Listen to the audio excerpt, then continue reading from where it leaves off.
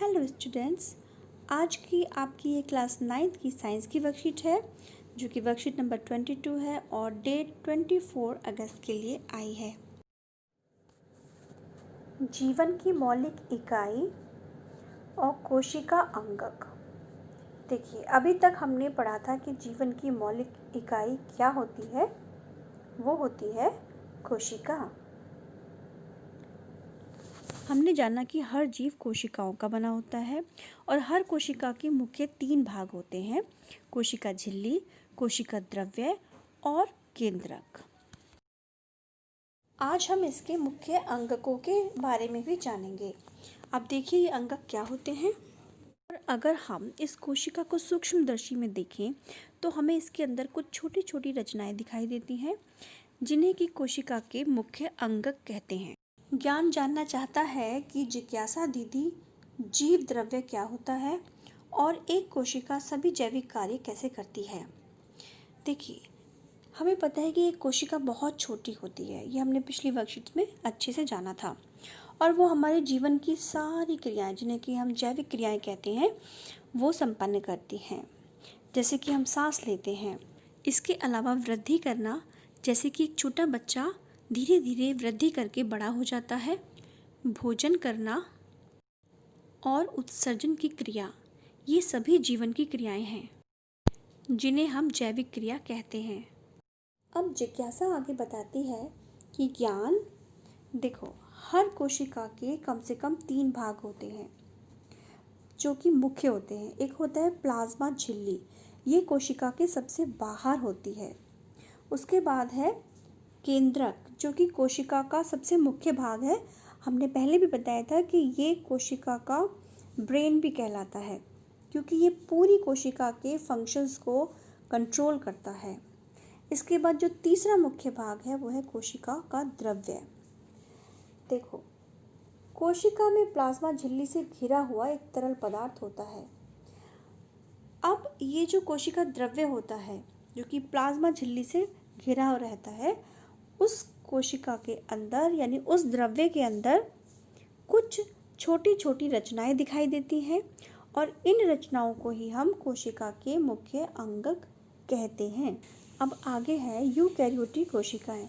हमने पिछली वर्कशीट में बताया था कि कोशिकाएं 2 तरीके की होती हैं। एक होती हैं प्रोकैरियोटिक कोशिकाएं, जो कि पुरानी कोशिकाएं मानी जाती हैं, और दूसरी होती हैं यूकैरियोटिक कोशिकाएं।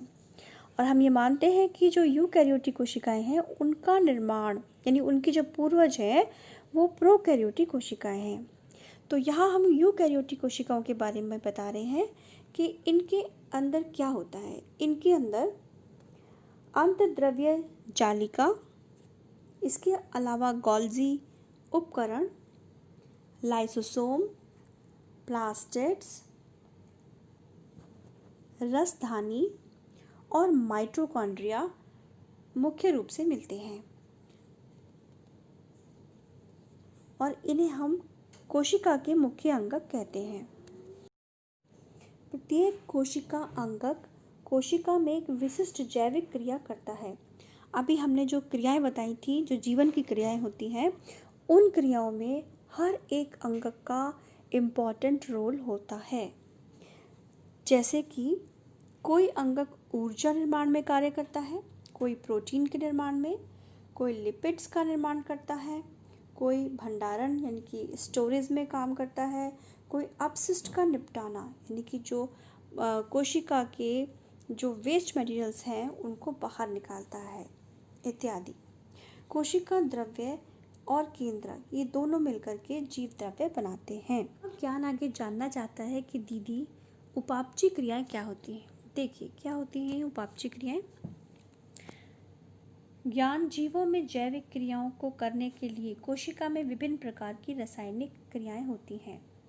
जितनी भी क्रियाएं हमारी बॉडी में होती हैं, जो हमने बताया था, जो भी जैविक क्रियाएं जो अभी हमने ऊपर बताई थी, चाहे वो सांस लेना हो, चाहे वो उत्सर्जन हो, वृद्धि करना हो, तो इन सभी को पूरा करने के लिए शरीर में कुछ रासायनिक अभिक्रियाएं होती हैं, जिनमें से या तो कोई पदार्थ बनता है, ये जो रासायनिक अभिक्रिया होती है, इसमें या तो कोई पदार्थ बनेगा या फिर वो विघटित होगा।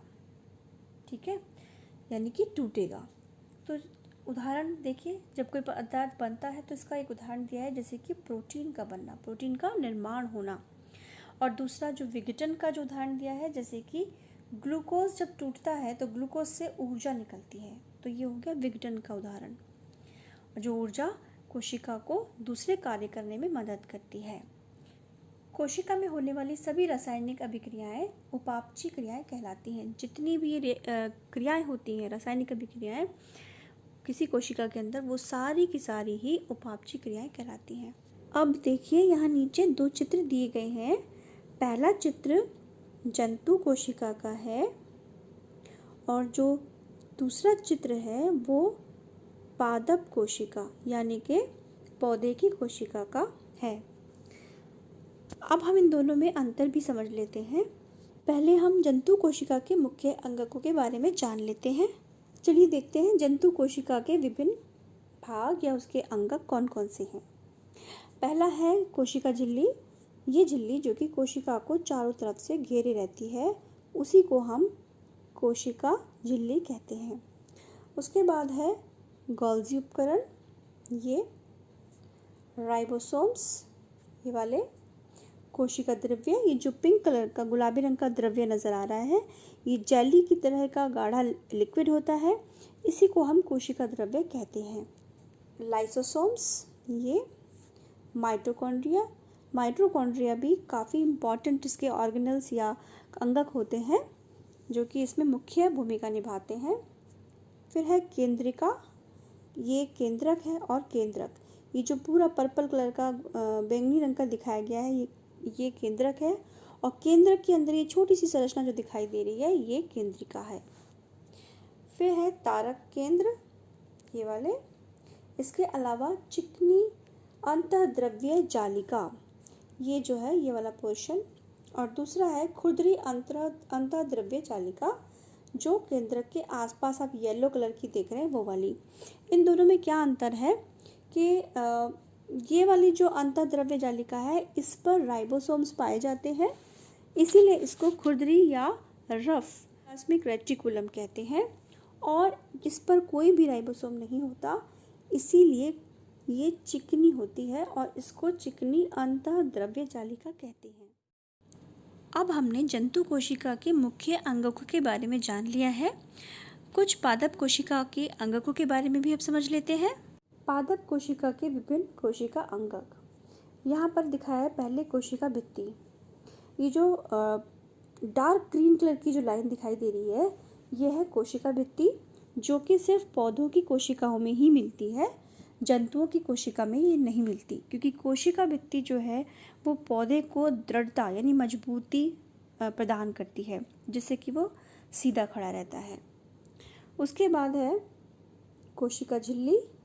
कोशिका झिल्ली एक बहुत पतली लेयर होती है, जो कि हमने बताया था कि कोशिका भित्ति कोशिका के चारों तरफ उसको घेरे रहती है। इसको हमने जंतु कोशिका में भी देखा था। फिर है गोल्गी उपकरण, ये भी जंतु कोशिका में पाया जाता है।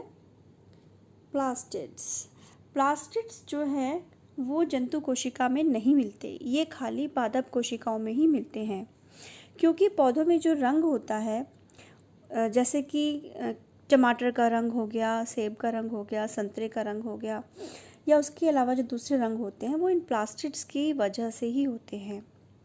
उसके बाद है रसधानी झिल्ली। ये एक बहुत बड़ी रसधानी है, जिसको आप वैक्यूल भी कहते हैं। उसके आसपास जो झिल्ली है उसको रसधानी झिल्ली कहा गया है। फिर है अच्छा, इसमें एक चीज़ मैं बता देना चाहती हूँ कि ये जो रसधानी होती है, ये वाली, ये जो आपको खाली स्पेस दिखाई दे रहा है लाइट ब्लू कलर का, ये जंतु और पौधे दोनों में ही मिलता है, लेकिन अंतर इतना होता है कि पौधों में जो रसधानी होती है वो बहुत बड़ी होती है। आप इस चित्र में देख भी सकते हैं कि कितनी बड़ी है। अधिकतर कोशिका का भाग ये घेरे रहती है, लेकिन जंतु कोशिका में अगर ये उपस्थित होती है तो बिल्कुल छोटी सी, बिल्कुल इस तरीके की छोटी सी मिलती है, या फिर ना के बराबर होती है। उसके बाद है माइटोकॉन्ड्रिया, ये दोनों में ही मिलता है। उसके अगला है कोशिका द्रव्य, ये भी दोनों में पाया जाता है। उसमें जो मैंने पिंक कलर का लिक्विड दिखाया था वो कोशिका द्रव्य था। यहाँ पर इसको ग्रीन कलर से दिखाया गया है। उसके बाद है खुरदरी अंतः द्रव्य जालिका, ये भी दोनों में मिलती है। जो दूसरी है इसमें वो होगी चिकनी अंतः द्रव्य जालिका, ये वाली जो नीले रंग से दिखाई गई है, लेकिन इसके ऊपर राइबोसोम्स नहीं पाए जाते, इसलिए ये चिकनी होती है। उसके बाद है राइबोसोम्स अंतः द्रव्य जालिका के अलावा जो लिक्विड है साइटोप्लाज्म जिसको हम बोलते हैं, या कोशिका द्रव्य जिसको हम बोलते हैं, उसमें ये बिखरे रहते हैं। फिर है गोल्गी उपकरण, ये भी दोनों में पाया जाता है। तो ये थे इसके कुछ मुख्य अंगक जिनका की विशिष्ट कार्य भी होता है। चलिए अब बारी आती है इसके प्रश्न उत्तरों की। पहला प्रश्न है, पादप व जंतु कोशिका का चित्र बनाकर उसके सभी कोशिकांगों को नामांकित कीजिए। अभी हमने जो दोनों चित्र अलग अलग दिखाए थे, ये जंतु कोशिका का और ये पादप कोशिका का, ये दोनों चित्र आपको बनाने हैं और जो भी हमने ये सारे अंगक बताए थे इन सभी को देख करके आपको इन्हें लिखना है। दूसरा है, उपापचय क्रियाएं क्या होती हैं, उदाहरण के सहित लिखना है। देखिए इसका उत्तर भी हमने अभी ऊपर समझाया था कि जीवों में जैविक क्रियाओं को करने के लिए कोशिका में विभिन्न प्रकार की रासायनिक क्रियाएं होती हैं और इन्हीं रासायनिक क्रियाओं को हम उपापचय क्रियाएं कहते हैं। अगर हम इसमें उदाहरण लें तो इसके दो उदाहरण हम लिख सकते हैं। पहला प्रोटीन का निर्माण और दूसरा होगा ग्लूकोज से ऊर्जा का बनना। ये दो उदाहरण हम इसमें लिख सकते हैं। अगला प्रश्न है कि पादप और जंतु कोशिका में क्या अंतर है, स्पष्ट कीजिए। अभी हमने जो ऊपर जंतु कोशिका और पादप कोशिका को अलग अलग समझाया था, तो हमने उसके हर कोशिकांग के बारे में बताया था कि ये वाला कोशिकांग जंतु कोशिका में मिलता है और ये नहीं मिलता। तो आपको उन्हीं अंतरों को लिखना है। इसके अलावा भी अगर आपको कोई कन्फ्यूज़न हो तो एक बार वीडियो देख कर के वो अंतर देख लेना, या फिर इसके अलावा मैं इसके वीडियो के अंत में एक आंसर की भी लगाऊंगी, आप वहाँ से भी इसके अंतर देख सकते हैं। अब इसका जो लास्ट क्वेश्चन है कि कोशिका द्रव्य कहाँ स्थित होता है, तो इसका आंसर हमने पहले ही बताया था कि कोशिका द्रव्य कोशिका के अंदर स्थित होता है। आप दोनों ही कोशिकाओं को देख सकते हैं कि दोनों कोशिकाओं में कोशिका द्रव्य कोशिका के अंदर है। इसमें जो पिंक कलर का जो लिक्विड है वो कोशिका द्रव्य है और इसमें जो ग्रीन कलर का सारा लिक्विड है वो कोशिका द्रव्य है। ये इसकी आंसर की है। अगर कहीं भी आपको दिक्कत हो तो आप इसको पॉज करके देख सकते हैं। आई होप कि वर्कशीट आपको बहुत अच्छे से समझ में आ गई होगी। अगर कहीं भी आपको दिक्कत हो तो ये वर्कशीट आप दोबारा देखिए और अपने क्वेश्चंस को सॉल्व कीजिए। Thank you very much.